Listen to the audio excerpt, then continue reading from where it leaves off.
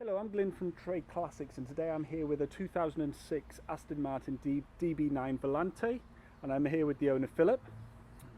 So this is the Meet the Owner video. We're just going to really quickly sort of just chat to Philip here and just get to know him a little bit and his relationship with his car. So Philip, how long have you owned this Aston Martin? Well, nearly, just about a year. Yeah. So you owned it nearly a year. What made you get an Aston Martin? Well, I think it's a very iconic car, Yeah. and my grandfather owned a DB2, Oh wow. which was subsequently gifted to my mother, and I love that. Yeah. I love the car, and I love Astons. I think if you're interested in British sports cars, Yeah. this is one of the very top makes to own. That's it. Yeah. That's the way. It's a pinnacle, isn't it? Yeah. That's it. So obviously you've owned it a year. How come you're selling? What's the reason Well, to get rid of it? in the past year, I have also got a smaller sports car, Yeah. which lends itself to more regular use. Yeah. And I don't use this very often, really. And my sports car that I use on shorter journeys. This car is a grand touring car, Yeah. and the sort of car that you might own and take to some sort of occasion. Yeah. And also, I'm approaching 70, and I feel the need to reduce the number of cars I have. Which is fair enough. Yeah. And we were talking about it earlier, like sort of like the issues, like winter time. You've just had it in storage the whole winter, haven't you? Yes, I have. I felt that when it got to sort of end of October, November time, I didn't want it standing out in the open with a soft top. Yeah. And my other car has a hard top as well, and I only have room for two cars outside my house, so I put this in storage with a local garage, and I had the hard top on my other car, which enabled me to use that Yeah. in the winter a bit. Yeah. So essentially, it's yeah. just not getting driven, is it? It's not getting used, and I feel happy if it went to somebody who wanted the car, wanted an iconic British sports car for a hobby and occasional use. I don't feel happy at my age owning three cars. I have a runabout, I have another sports car which is a hobby car, and this is really surplus to requirement at the moment. Had I not bought the other car, I would have kept this perhaps, but I would have still had to store it through winter. Yeah, that's right. Yeah. So but you're looking after it through the winter because obviously it's a soft top, and you just don't want to leave that out, do you, for months on end? Not really. No. I think if you want to own a really nice car, you've got to look after it. Yeah. As I hope I have this one, and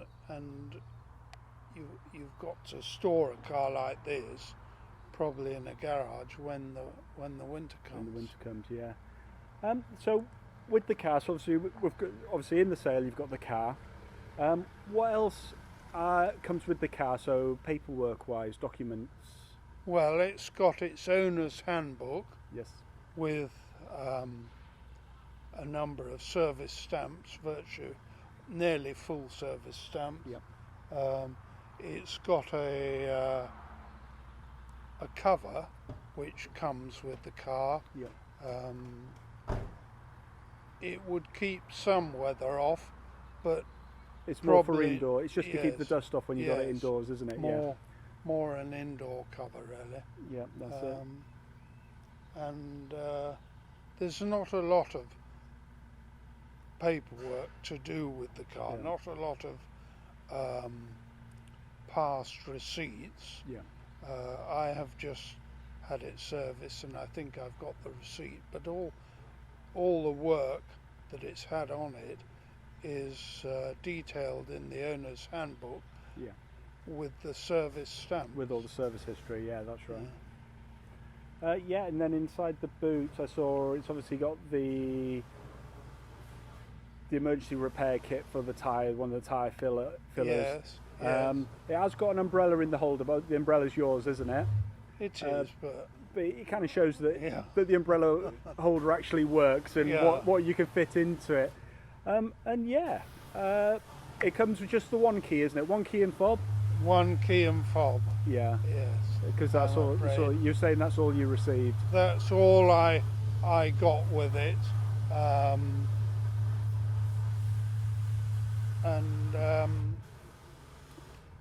Yeah, Well. and that's it. So you've only, I think, when we looked in the service book, you've probably only done about 800 miles maximum. Yes, and I've had one service Yeah. done on it, which is oil and filter. And that was literally just a couple of weeks ago, wasn't it? Yes, Yeah. and that was a couple of weeks ago, just to sort of, because I think oil really needs changing, although there have been considerable advances in oil. Yeah. I like to change it once a year. Yeah, but it's got a 12-cylinder, 6 litres. It's an amazing engine. You've got to look after it, haven't you? There's no point just scrimping on a bit of oil and filter, yeah. No, it's a sort of car that if you're going to want to own a car like this, it's worth looking after. That's it, yeah. Because, well, I don't think it'll become less valuable. Historically, Aston Martins have appreciated, Yeah. and I feel this is probably at the moment as low as it's probably going to get valuation wise. But I'm not an expert. But I don't normally Astons, they get to a certain point and then they start to appreciate That's right, slowly. yeah. But yeah, so whilst you've owned it, so obviously you've had it serviced. Last summer, what sort of driving did you do with it? Is it to shows, or is it just for your own personal enjoyment, just to take it for a drive? Well, really, all I've used it for is it my own personal enjoyment. I haven't been to any shows, although during this time, having come out of storage in the spring, early summer, we're still in a situation where we can't take it to shows. Well, all the and shows are things. shut. Yeah, that's But it. They're all I sort of have postponed. used it a bit for odd runs. Just to and- enjoy. Yeah, just to enjoy. And I think it would be a nice car to give, if you gave it a run every now and then, to take to shows, to take to meetings. I am actually an Aston Martin Owners Club member, and there are various meetings they do, Yeah. and I thought I might go to So one it's or sort two of of those. like a breakfast club type thing, where you go away and Yeah. you just all meet up and you talk. Sort Yes. of car talk, really, Yeah, isn't it? You yeah. talk about your And- cars and its history. And there's some fantastic Aston Martin concours meetings, days at historic houses, or there's one down last year there was one down in Norfolk, Yep. but I didn't go to that. It's a fair drive, and actually it rained like fury. But This is typical, isn't it? yeah. I mean, it's in fair, I think, in good condition for the year. Yeah, because we've got to remember it's a 14-year-old car, isn't it? Yeah. You know, it's not like just straight out of the showroom or anything. Yeah. And just finally, so if you were to keep this car, is there any work you would do to it? Well, yes, I think there's a warning light on the dashboard which says alarm system needs a service, so I'd have that done.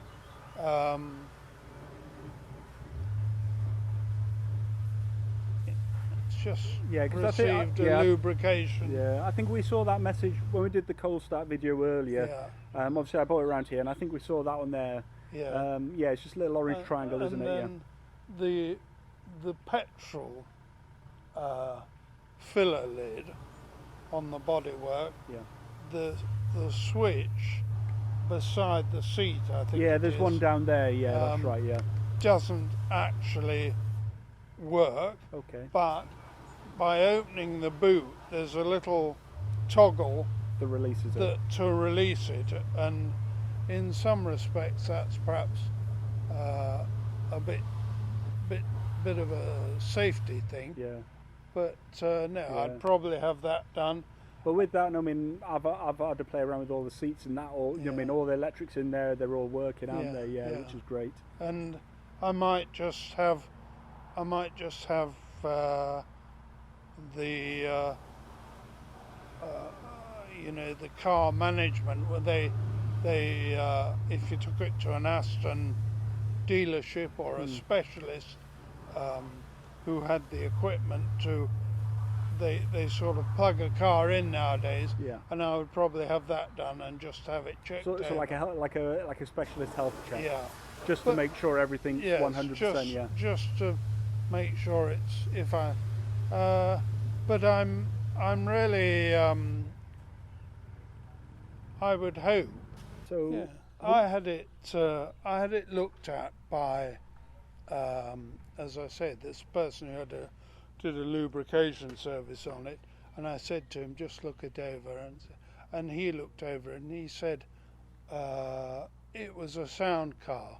Yeah. One or two little bits that I've pointed out, but actually it's well, solid. In his opinion, he was an Aston Martin specialist, and he said it was in pretty good order.